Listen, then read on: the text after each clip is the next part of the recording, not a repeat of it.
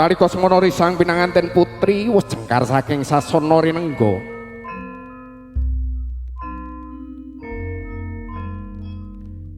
Ing ayah binayang sahyaning warga Wandhawa.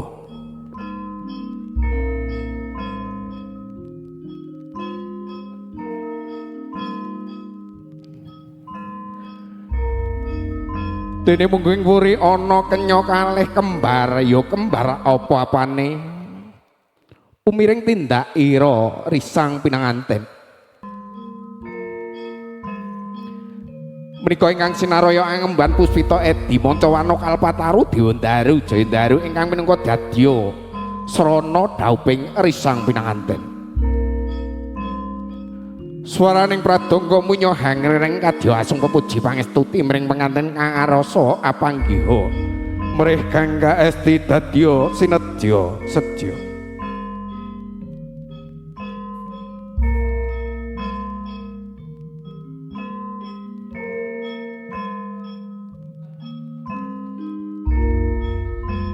Lon-lon lampahira secaket secedhak denira lumaksana samana wis dumugi sasana kang pinijina ninggih sasana panggihing risang pinanganten.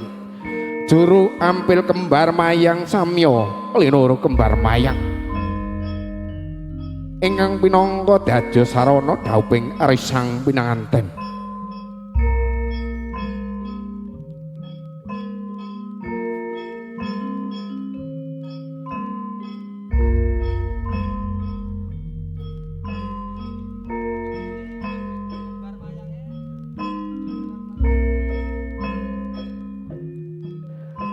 Kembar mayang Kalpataru Dewandaru Jayandaru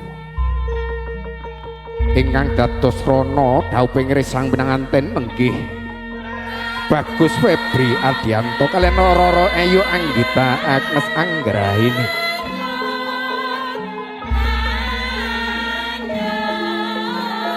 Kinepya Sekar Edi Mancawana Kalpataru Dewandaru Jayandaru mugi ilang salwining sukerta.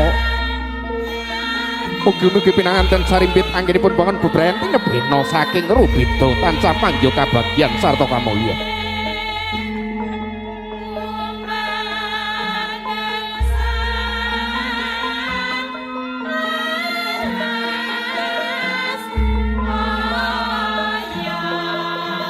Tempuhing pandulu jata netra ingkang inambaran budi luhur.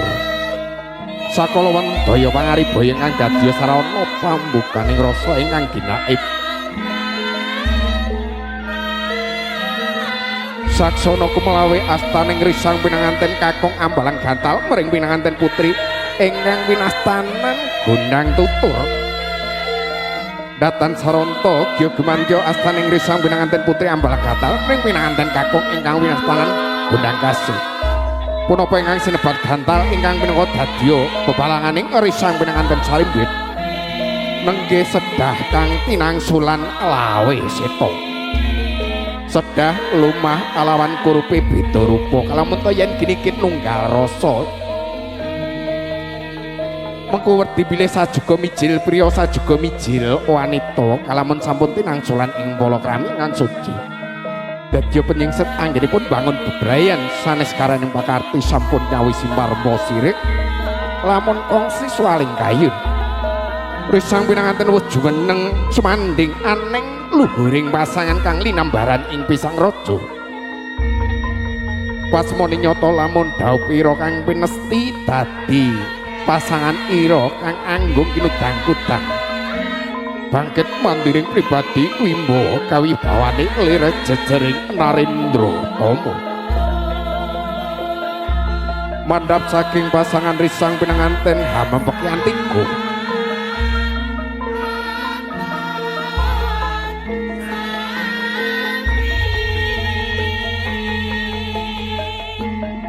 Kinaping padha risang Bagus Febri Ardianto Antiga pecah saknalika pramila dede risang pinanganten putri laju hanjengku sarwi sumembah mringang raka arasa mijiki sambaran ingkang raka.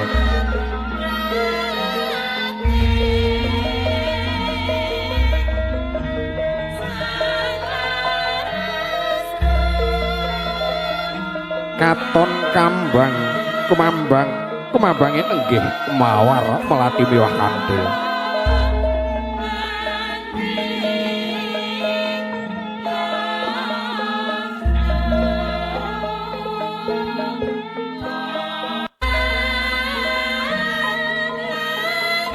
yakti minangka kekinarya pralampita lamun sanes karaning kondo risang pinanganten wus minawar kanthi tembung manis wanuwara lumantar kendaling lati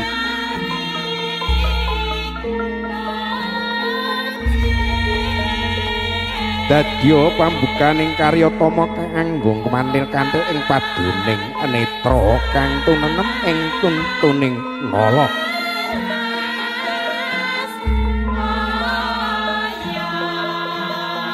risang pinanganten kakung nggih Bagus Febri Ardianto kanthi risang pinanganten putri nggih Roro Ayu Anggita Agnes Anggraini arsa kajumenengaken ingkang sinebat junjung derajat ya derajate ugi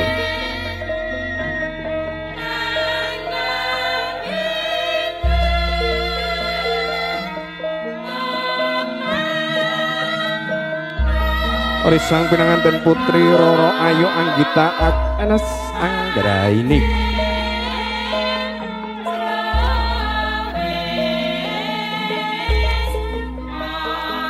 menika putri saking panjenenganipun Bapak Agus Kuswandi saha Ibu Suswanti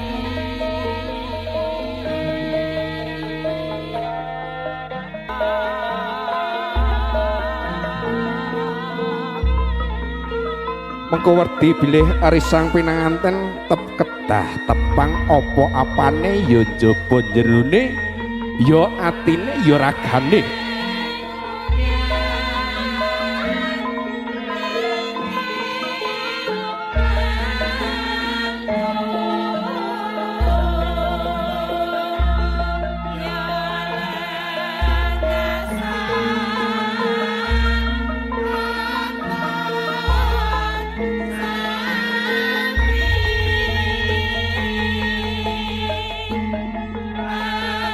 risang pinanganten sarimbit nenjih Bagus Febri Ardianto kalian Roro Ayu Anggita Agnes Anggraini jumeneng jejer sumanding arsa hanindakaken adi cara sindur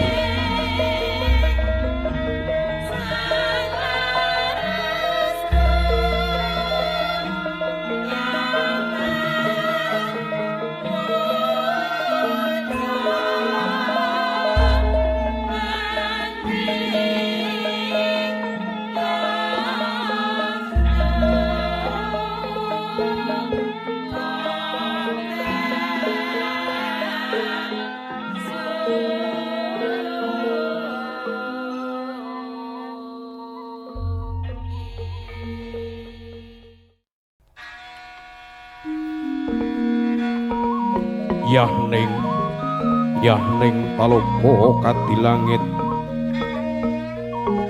mambang tanpa wulan upamaneka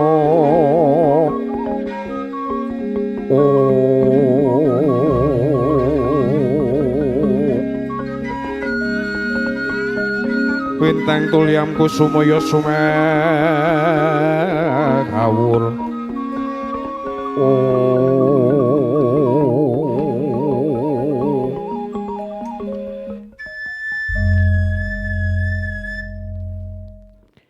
Genyo panggih putra pinanganten sarimbit kagodhok enggalih Bapak Agus Kuswandi sigra mundhut sindur ing pangangkah pinanganten sarimbit badhe sindur binayang kalampun to yen Cinandra ora kaya nggendhong titah manungsa ananging nggendhong Narendra ing ngarsa Hanyuwaka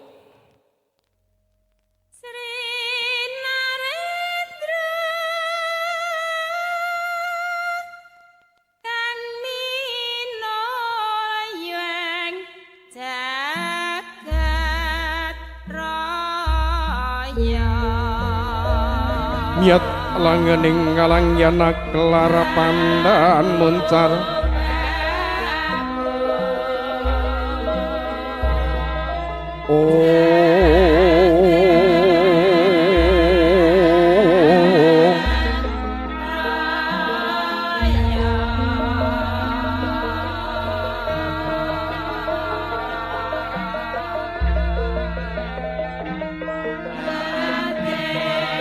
Risang pinangandang sarimbit oro-oro ayu anggita Agnes Anggraini kalian Bagus Febri Ardianto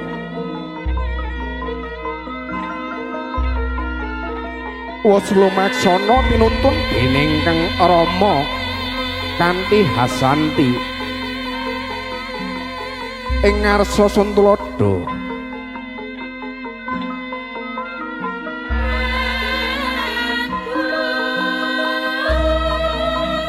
ingkang Rama ngentasi panca bayaning marga umrih alampahing putra sarimbit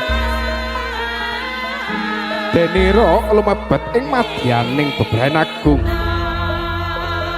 sageta hanjo kang tinuju menawi inggih usih ing samudra kabagyan sarta kamulyan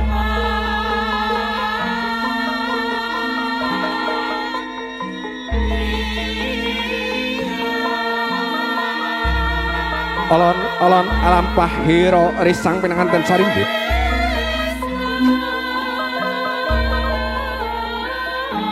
sinabiahannya kepisindur ingkang ibu tansah jumurung ing karasa nenggih karsaning putra pinanganten sarimbit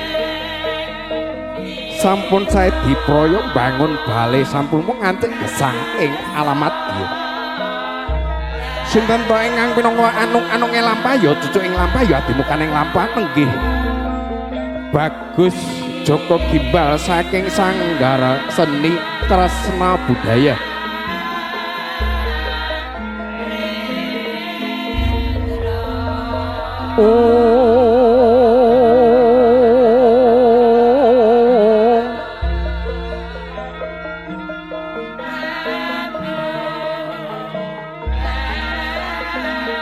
para warga Pandhawa ingkang tansah tutwuri handayani suka paring pepuji pring pinanganten mugi denira bangun bebrayat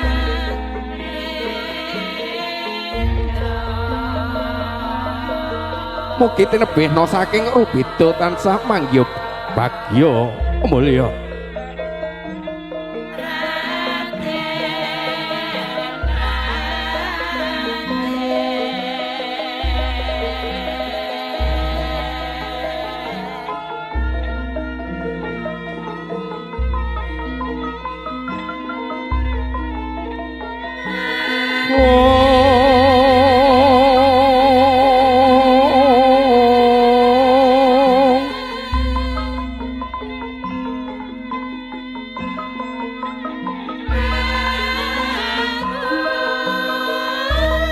Yat langering kalang yana kelara panan moncar penom lera kekonang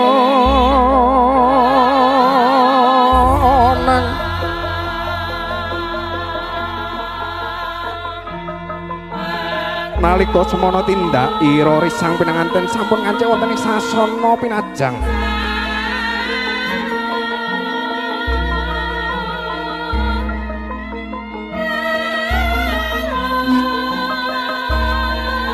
daya-daya ingkang Rama nggih Bapak Agus Kuswandi lenggah wonten ing sasana pinajang arsa ngambobot timbang putra pinanganten sarimbit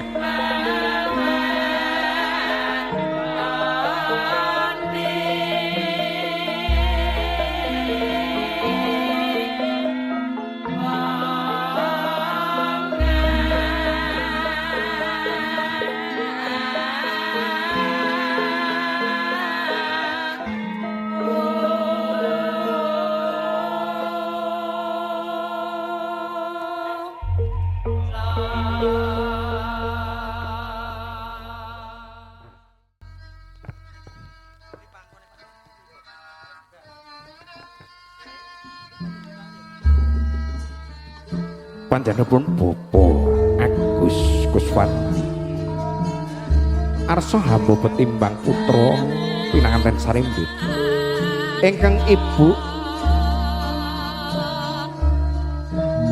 agi-agi ngabiyantara wonten ngarsanipun bapa mekaten to kalamun kawijil wonten ing lisan. Assalamualaikum Bapak. Putra putrinya berat mana? Abot endi Pak? Waalaikumsalam Ibu. Bu, setelah Bapak gendong, Bapak bobo, Bapak pangku, Bapak timbang, ternyata mereka berdua sama beratnya. Podo abote Bu. Sama beratnya Mas MC. Ingkang Rama ngendika sama beratnya padha-padha abote. Mugi-mugi risang pinanganten Sarimbit padha-padha tresna lan asih mekaten ugi ingkang Rama saha Ibu boten beda-bedakaken tresnanipun dumateng putra pinanganten Sarimbit. Punika putra piyambak, punika putra mantu ananging sami utawi padha tresnane. Purna hamba petimbang putra pinanganten Sarimbit ingkang Rama jumeneng arsa misuda. Putra pinanganten Sarimbit ngger putraku ngger putriku. Sliramu dina iki tak wisuda dadi raja ya ratu sedina ngger. Muga-muga nggonmu burayan dadi keluarga sakinah mawaddah warahman kanthi maos bismillahirrahmanirrahim. Semoga kalenggahaken.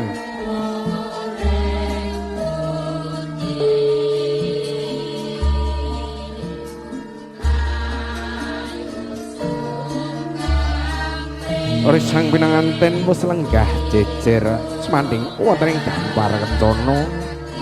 Ingkang Rama miwah ingkang Ibu lenggah wonten ing ngiring kananipun sasana kang sampun piniji.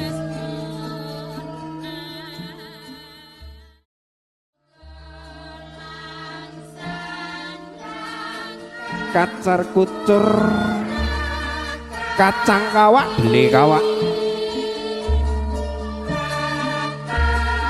Kacar kucur sing adoh dadi sedulur sing wis dadi sedulur sansaya anggenira sumandulur.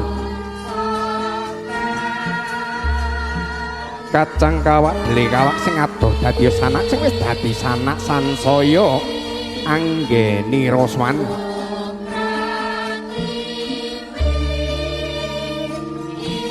Arta receh pralampita mring sedya mring gesangipun risang pinanganten Sarimbit nenggih Rara Ayu Anggita Agnes Anggraini kalian pun Bagus Febri Adianto. Mugi tansah kasinungan sandang pangan kelawan papan.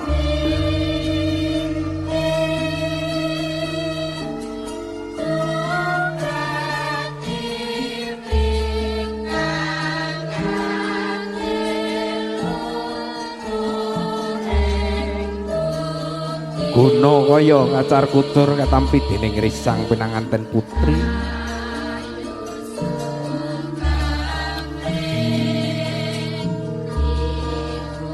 Datang wonten ingkang barebel mengko pratandha.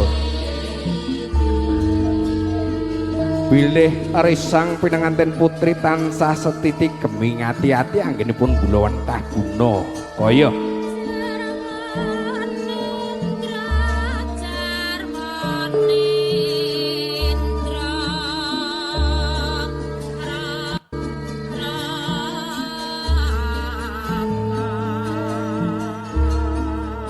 kuno kaya sampun katampi risang pinanganten Sarimbit sowan dumateng ingkang Ibu noninjih Ibu Suswanti arsa titip guna kaya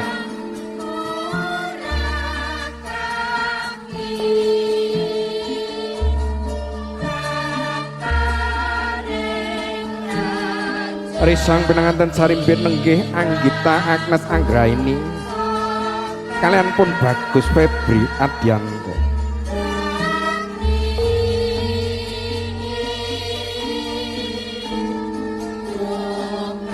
Wasai going diri ninggalke mangsa muda lumebet wonten ing tataraning gesang bebrayan agung.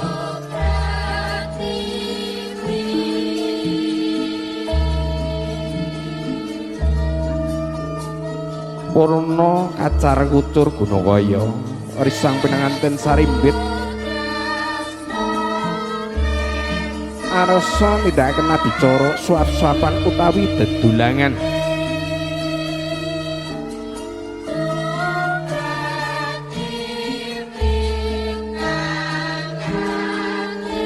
Risang pinanganten kakung nenggih Bagus Febri Adianto.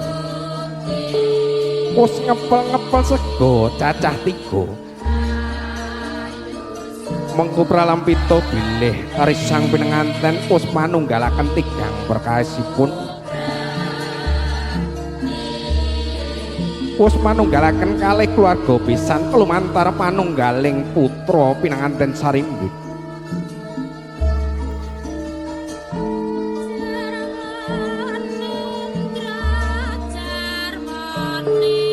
Sarawa sarawi lawuh ati antep minangka pralambang manteping nala anggenira samya palakrama.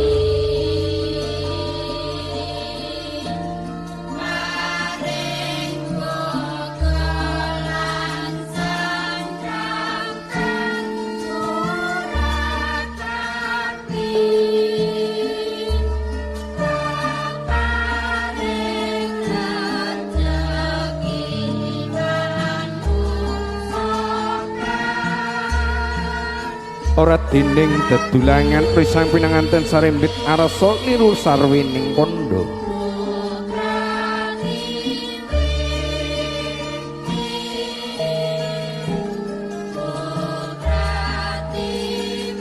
Purna risang pinanganten sarimbit wus suap-suapan utawi dedulangan lajengaken adicara ngunjuk tirta wening ya banyu bening.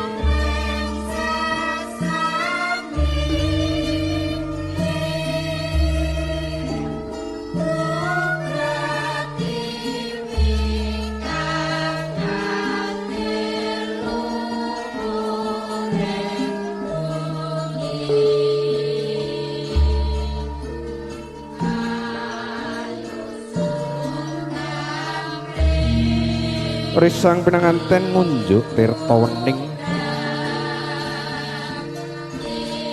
minangka pralampita mrih sabaring pakarti kang arsa linampahan linambaran weninging penggalih miwah meneping kalbu hayu hayu hayem tentrem bagya mulya tinebihna ing rubita.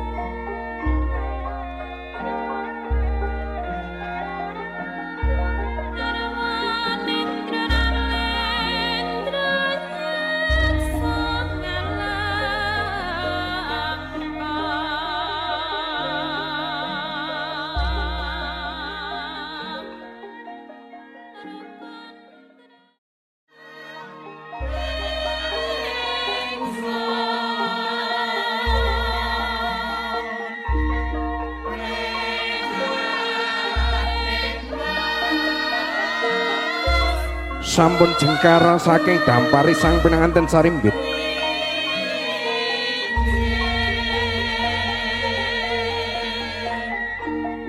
Estrining penggalih hamung ngrasa lumarap ngabyantara. Wonten ngarsanipun para werda nyun puji donga ugi pangestu.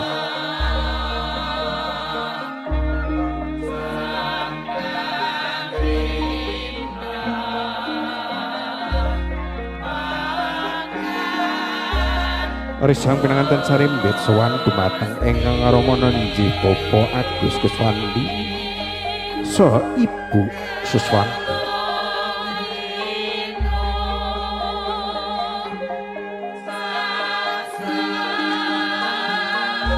sembah sungkem bekti kula dumateng Rama miwah Ibu.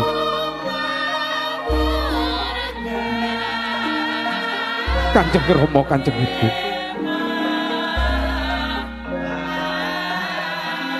Ingkang tansah luhuring budi, ingkang tansah ngukir jiwa raga kula.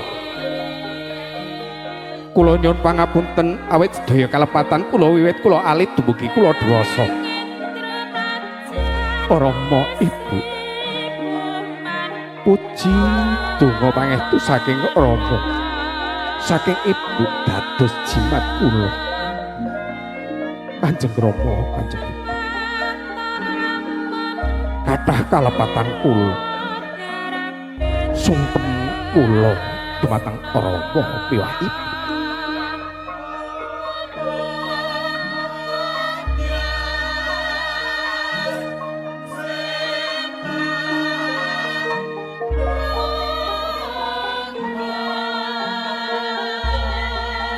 Gere putriku Anggita Agnes Anggrana, putraku Febri Adyanto. Wong tuwa rina wengi ora kendhat nyuwun ring Gusti Maha Suci.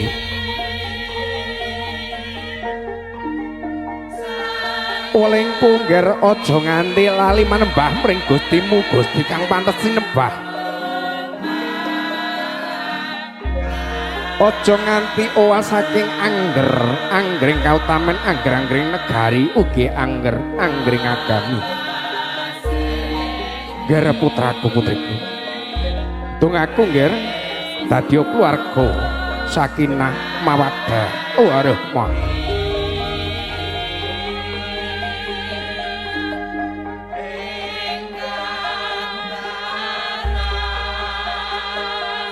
Purna nyuwun puji donga pangestu dhumateng panjenenganipun Bapak Agus Kuswandi saha Ibu Susanti.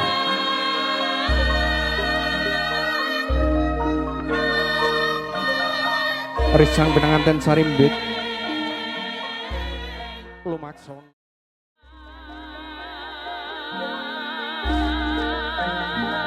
Kanjeng Rama, Kanjeng Ibu. Sembah sungkem kula dhumateng ingkang Rama utawi dhumateng ingkang Ibu.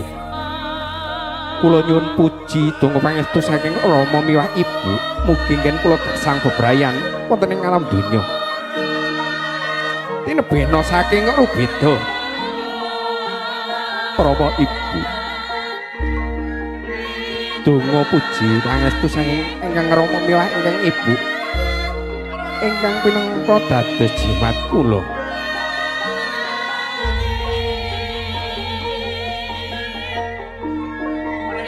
Kanjeng Rama, Kanjeng Ibu, ingkang tansah paring pituduh luhur, pituduh dumateng kesaenan. Rama Ibu kathah kalepatan kula wiwit kula alit dumugi kula dewasa.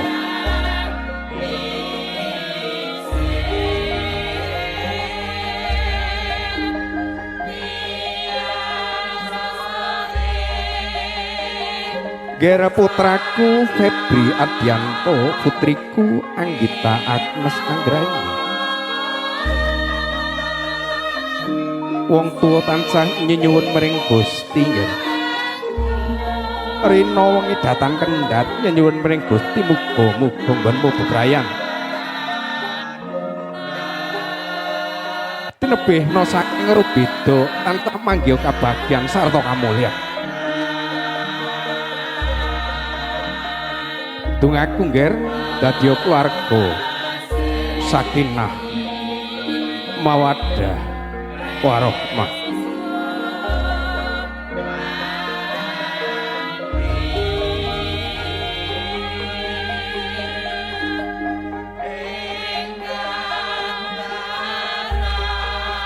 Purna nyuwun puji tumrap pangestu saking Rama miwah Ibu.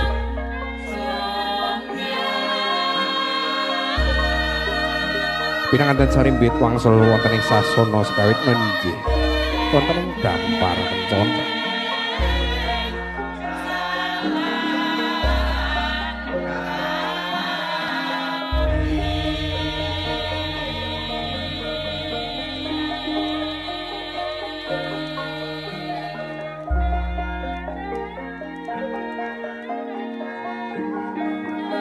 kanthi nyenyuwun mring Gusti Kang Maha Suci Maha Welas miwah Maha Asih.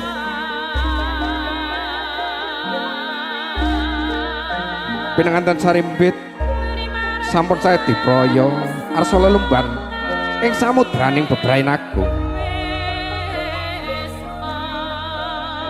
Ndedonga nyenyuwun mring Gusti mugi anggenira pinanganten sarimbit bangun bebrayan tansah manggya kabagyan sarta kamulyan.